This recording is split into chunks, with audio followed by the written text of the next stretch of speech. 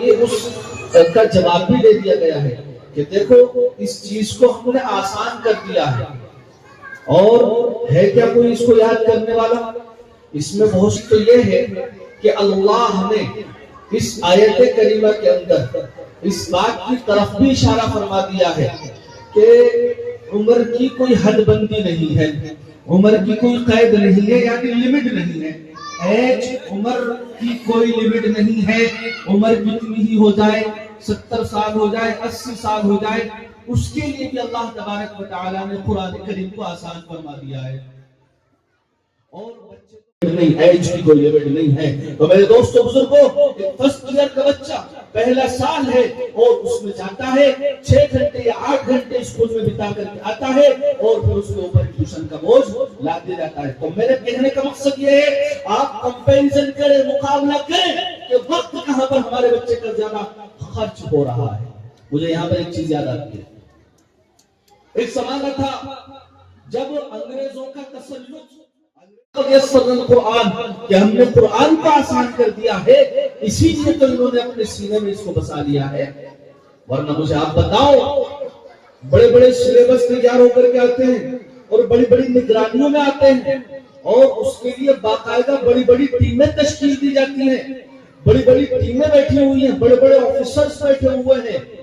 وہ سلیبس آپ کے بچوں کے پاس آتا ہے، وہ بچے آپ کے 1 سال تک پڑھتے ہیں اور زندگی بھر پڑھتے رہتے ہیں۔ مجھے بتاؤ کوئی سی ایک کتاب کا پیراگراف اس طرح سے یاد ہو جائے جس طرح سے قرآن کریم کی 6666 آیت یاد ہو جاتی ہے۔ اللہ کا فرمان وَلَقَدْ يَسَّرْنَا الْقُرْآنَ لِلذِّكْرِ فَهَلْ مِن مُدَّكِرٍ کہ ہم نے قرآن کو آسان کر دیا ہے، تو کیا ہے کوئی یاد کرنے والا؟ اس میں یہ نہیں کہا کہ صرف بچے کے لیے ہے، اس میں یہ نہیں کہا کہ صرف 15 سال کی عمر کے لیے ہے، اس میں یہ بھی نہیں کہا گیا کہ 20 سال کی عمر والوں کے لیے ہے۔ نہیں، قرآن کریم کو یاد کرنے کے لیے، قرآن کریم پر عمل کرنے کے لیے، اس کو سینے میں اتارنے کے لیے، اس کو دماغ میں بٹھانے کے لیے عمر کی کوئی لمٹ نہیں بیان کی گئی ہے۔ اللہ کی طرف سے اعلان ہے، آؤ تمہارے لیے راستہ کھلا ہے۔ انگریزی تو اتنی پڑھا دی کہ انگریزوں کو بھی پڑھا دے، مگر قرآن اتنا بھی نہ پڑھایا کہ اپنے باپ کا جنازہ بھی پڑھا دے، اتنا بھی نہیں پڑھایا قرآن۔ میرے دوستو بزرگوں، اگر آج اس کی طرف سے آنکھیں موند لی تو آپ جانتے ہیں ہماری بچوں کی حالت، آپ جانتے ہیں ہمارے بچوں کی حالت ایمان سے مرتد ہو رہی ہے، ایمان ختم ہو رہا ہے، جنازہ نکل رہا ہے۔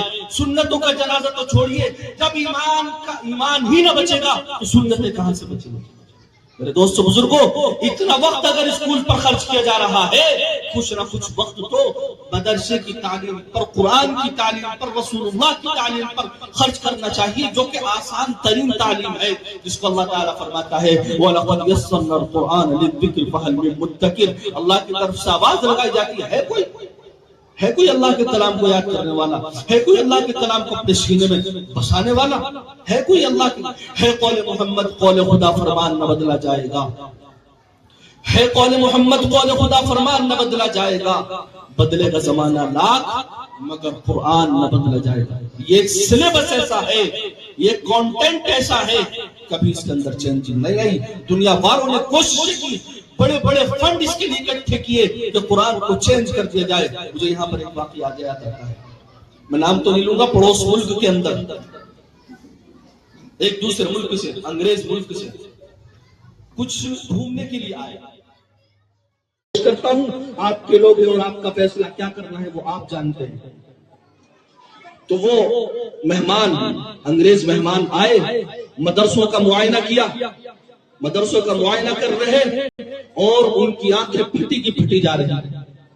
مدرسے میں بیٹھے معصوم بچے تتلاتی ہوئی زبان سے اللہ کا نام لے رہے، قرآن پڑھ رہے، اللہ کا کلام پڑھ رہے، ایک پیر پر بیٹھ کر کے۔ سردی کا زمانہ، گرمی کا زمانہ، اسی حالت میں قرآن پڑھتے چلے جا رہے ہیں۔ بہت دیر تک معائنہ کرتے رہے۔ جب بہت دیر ہو گئی معائنہ کرتے کرتے تو اس عورت نے، اس لیڈی نے ایک لفظ بولا، اس نے کہا بس یہی تو ہے، بس اتنا تھا، بس یہی تو ہے۔ استاد مدرسے کے ساتھ میں تھے، ان کے دماغ میں بات کھٹک گئی، کہ اس نے یہ بات کیوں کہی کہ بس یہی تو ہے. میں تو یوں کہوں بس یہی بات ہے کہ مٹتی نہیں نشانی ہماری. کیا کہا؟ بس یہی تو ہے. استاد محترم نے کہا